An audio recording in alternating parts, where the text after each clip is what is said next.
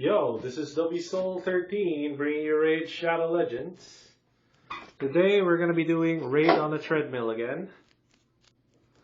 As soon as I get this set up a little bit, yeah. So, we're going to be talking about 10x today. What's going on with that, and let's see what happens, right?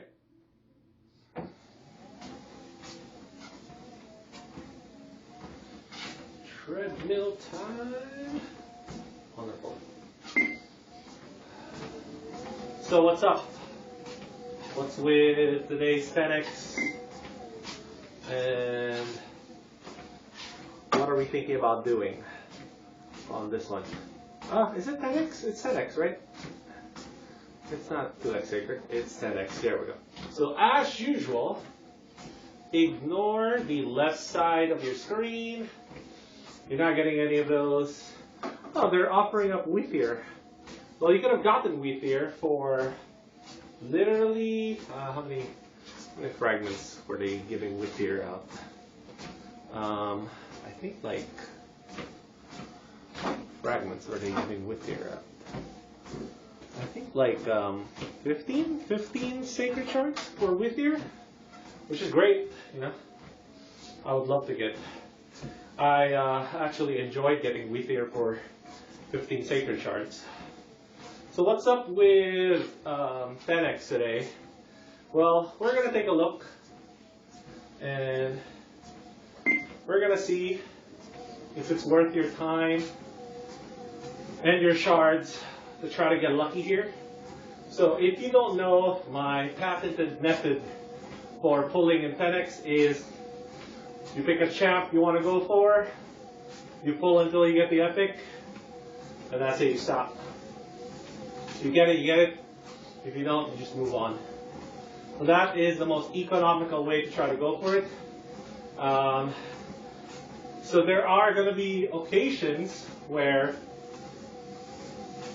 you literally won't set off your mercy until after, let me see, after 20 summons. Damn. So you could literally go 20 shards deep and not pull an epic, which is beyond terrible, right? So it's happened to me, pretty sure it's happened to everybody. So that is something to think about whenever you're going for these kinds of things. It's better to set a hard number, like 3 or 5.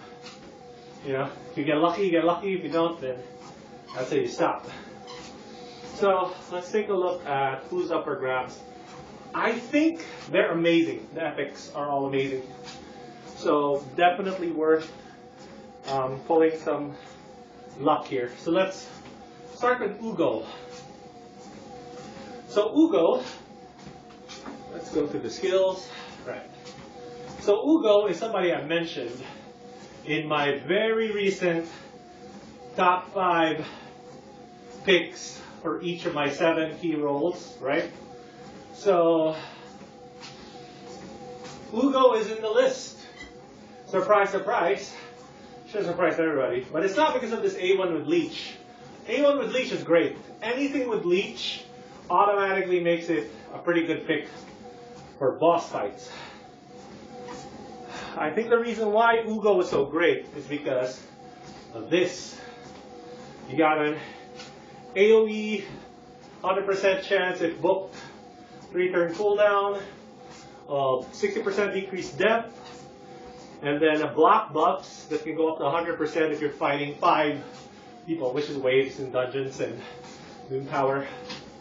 So block buffs and decreased defense. Those are 2 amazing debuffs to put on the enemy, especially early in the game, progressing the game. But, you know, like, anytime there's a decreased defense type champ, the first question to ask is it better than War Maiden? And by how much? Because now you're going to be talking about cost, right? And one of the costs, the big cost to an epic versus somebody like War Maiden, is that epics need epic books to reach that 100% AoE decreased defense. So you gotta be able to get something other than just AoE decreased defense.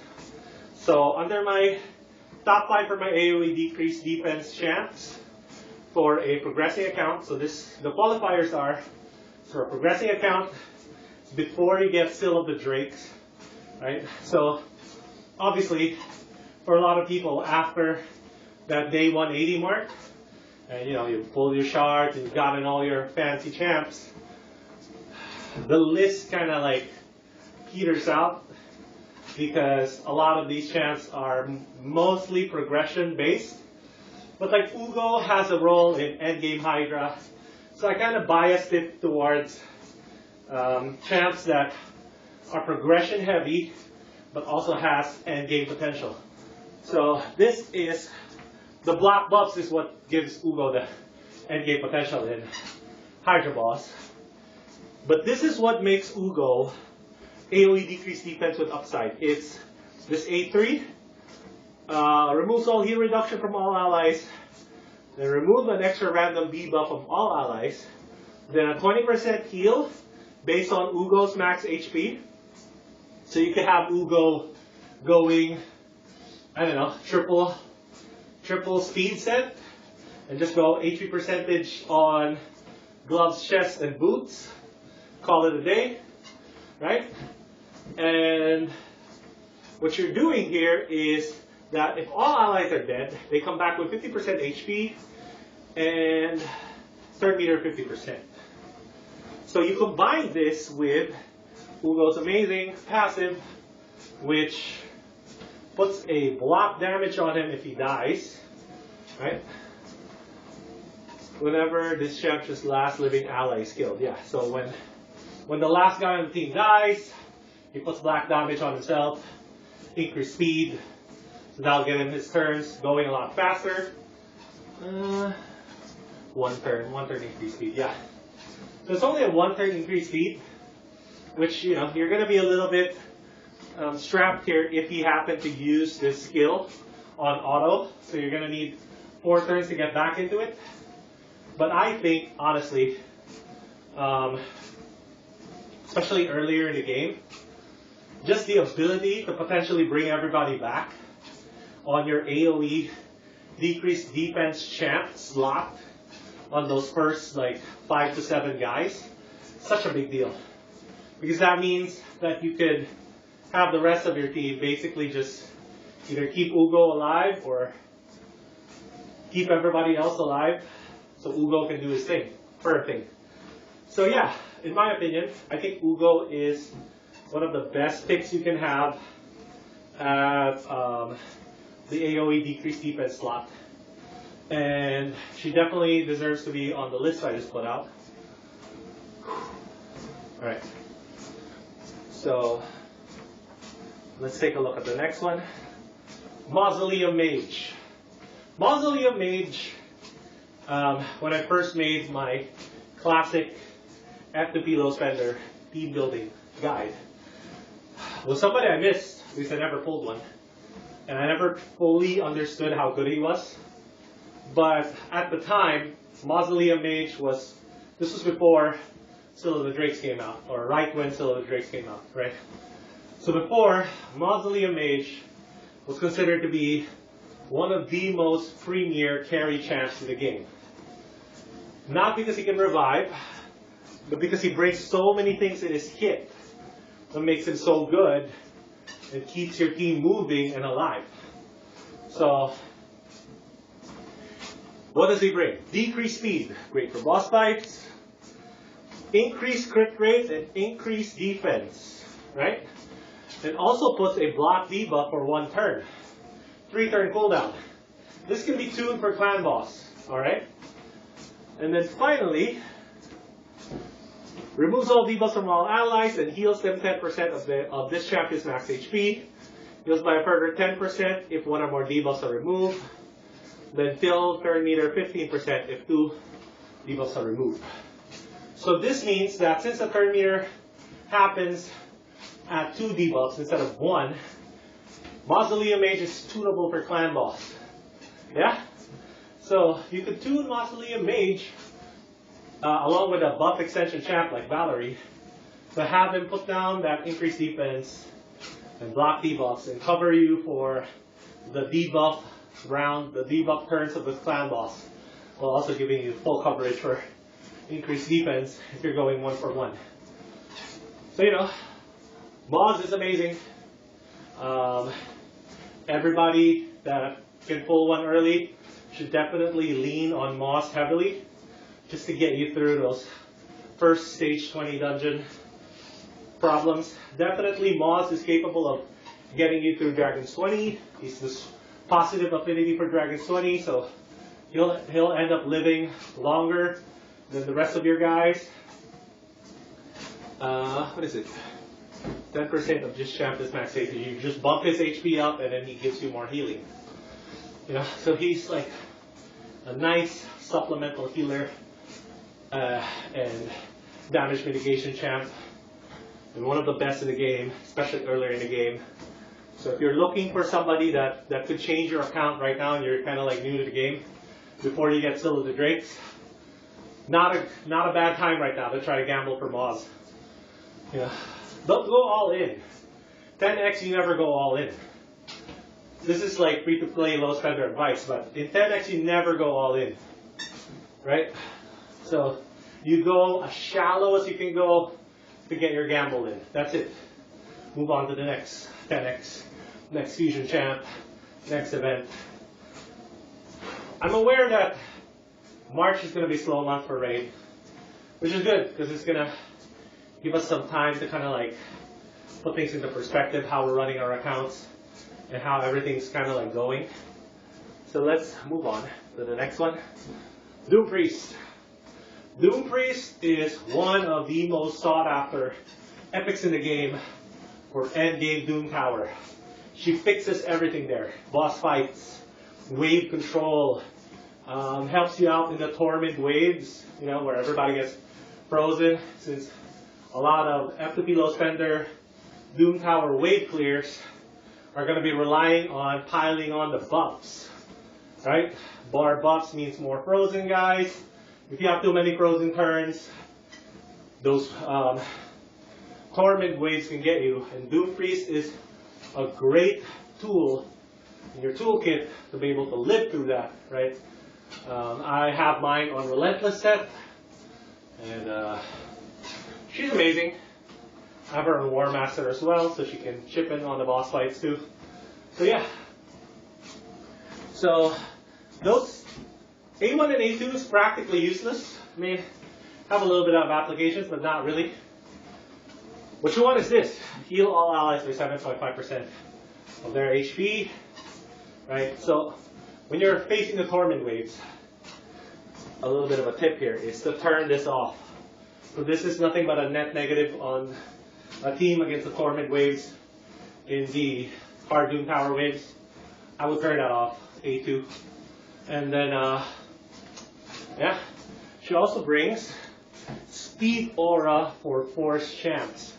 So actually, although, you know, one of the key roles to have in hard Doom Tower, other than your damage dealer to get rid of City Rotos, is actually your person that starts the snowball of the fight, right? So this role is better suited for either an AoE decreased turn meter champ, AoE decreased speed champ, or an AoE debuffer that can go first.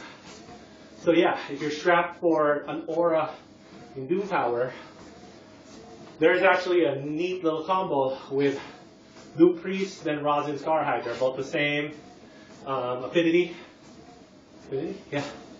So that means Rosin will get the 15% speed bump, which will soften your, I think you need 251 or higher. I forgot the exact number, but definitely over 250 speed. So this gives you a little bit of speed on Force allies, right? Then Rosin can do his AoE deplete turn meter. So you'll need to build Rosin with enough speed and enough accuracy to land, like 300 something, 350, to land those deplete turn meters.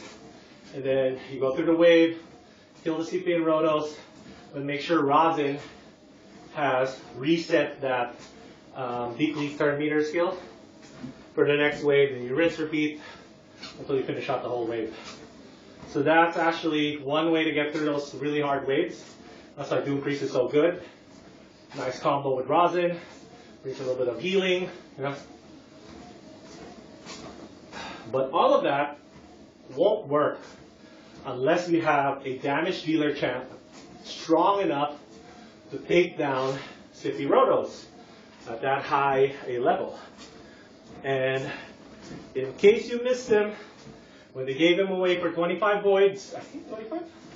Yeah, 25 voids. Wow, what a steal. What a steal. 25 voids for Treadmill. I would, if you really need Treadmill in your account, I would throw maybe like 5 void shards to try to get him. He's worth that much. Definitely worth a bit of a gamble on your voids to try to get one. What is the reason why Treadmill is so good? So the reason why he's so good is because, number one, he has this passive that prevents fear and true fear from being placed to your team. And then, I think, is it the A1? The A1 will counterattack, right? Yeah, so takes fear and true fear out of the equation. This is great against Dark Fade. This is great against Hydro Boss. Hydro Boss specifically, because there are other outs for Dark Fade. But for Hydro Boss, the outs for that, what's his head? Head of Torment, I think? There's only a few outs for that boss in particular. You know?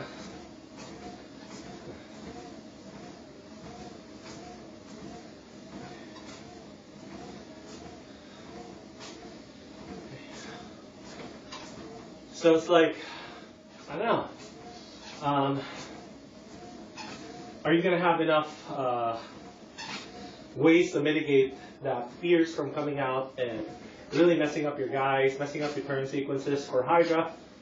Treadmill solves that problem. Plus, this A1 right here will retaliate, not cause a crit, but you can load him up with Toxic Set and have the poison style on. And it's amazing.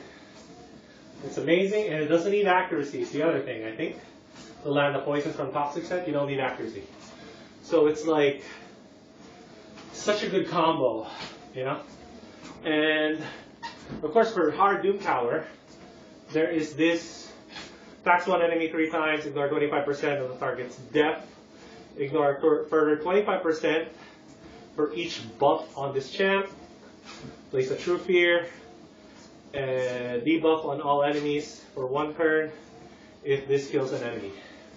So this basically solves your hard Doom Tower problem. Is you build a team that buffs up. Once you get 3 buffs, I think is the minimum. Am I right? 25%, ignore a further 25 for each buff. Yeah, so you need 3 buffs on Inquisitor Treadmill. I mean, increase attack, increase crit rate, crit damage, whatever you want to put on there.